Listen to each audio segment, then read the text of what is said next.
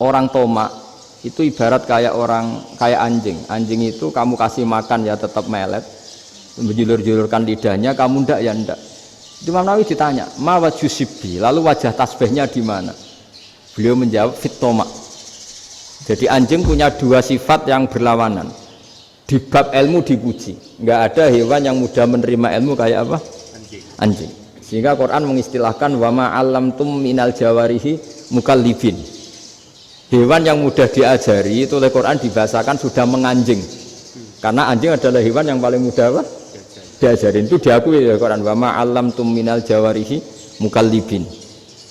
Tapi dia punya sifat yang sangat buruk sekali, yaitu nggak pernah puas. Makanya ketika Bal'am bin Ba'ura, ada tokoh yang kedonyan ya, itu kalau diistilahkan Quran walakinnahu akhlada ilal ardi wattaba'a hawa famasaluhu kamatsalil kalbi in tahmil 'alaihi yalhas aw tatrukhu yalhas. Jadi anjing punya dua sifat yang berlawanan. Di bab ilmu dipuji karena paling mudah diajarin. Itu saya pernah ke Malaysia, diceritain sama polisi Malaysia. Anjing itu saking cerdasnya itu bisa deteksi CD palsu sama CD bajakan, asli sama bajakan. Itu kan nggak kebayang. Kalau narkoba mungkin masih ada bau khusus ya, atau mesiu atau bom masih ada bau khusus. Ini enggak.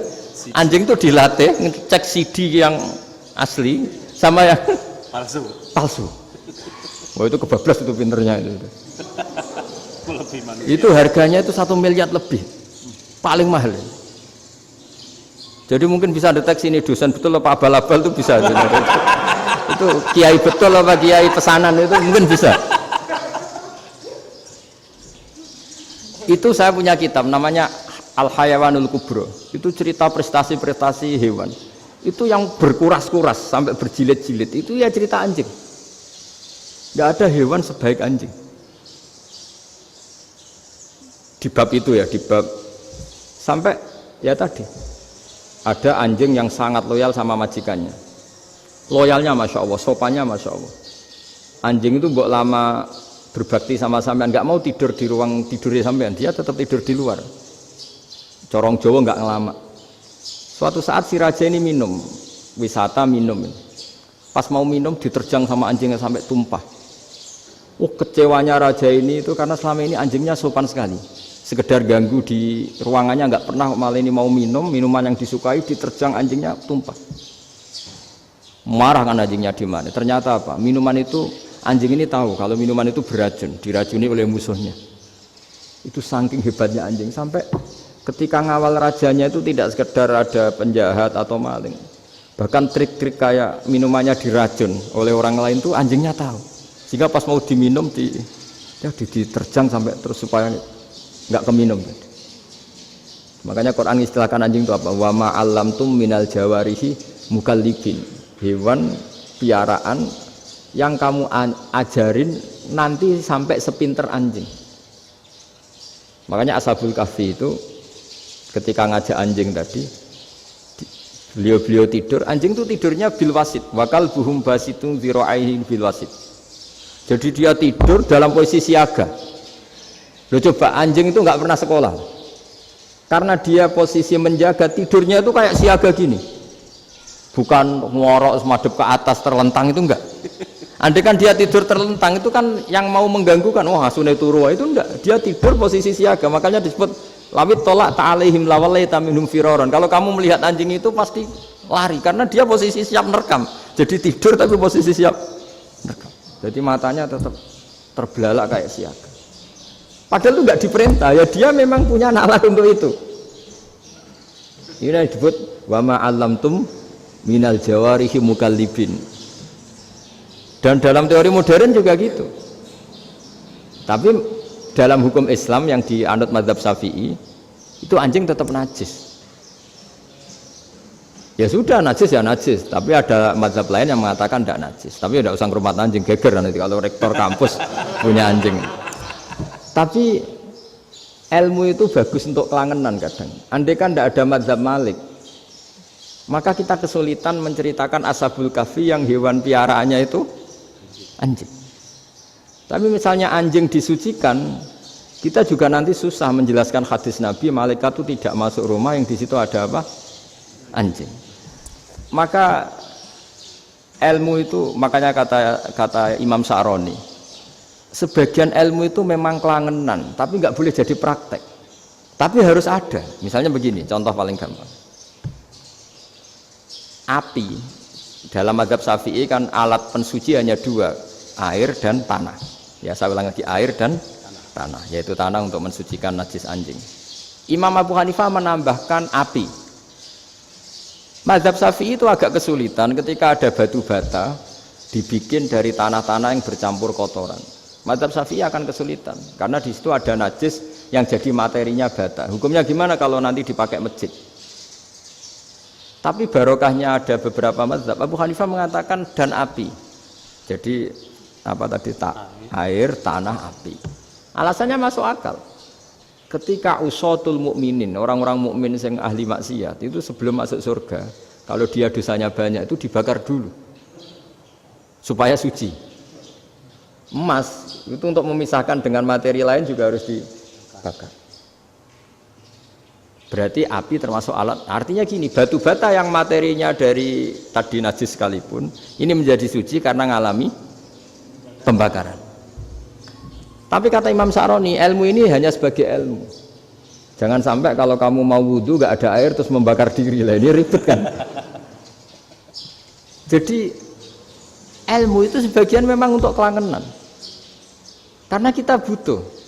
Andai kan tidak ada mazhab Abu Hanifah, maka kita akan kesulitan pakai bata. Kita tahu cara bikinnya kadang di tempat yang kotor, di tempat yang najis. Tapi karena ini ngalami dibakar, maka hukumnya suci menurut mazhab Abu Hanifah. Dan itu sering. Ulama itu sampai apa? Saya punya kitab fikih namanya Fardul Masail.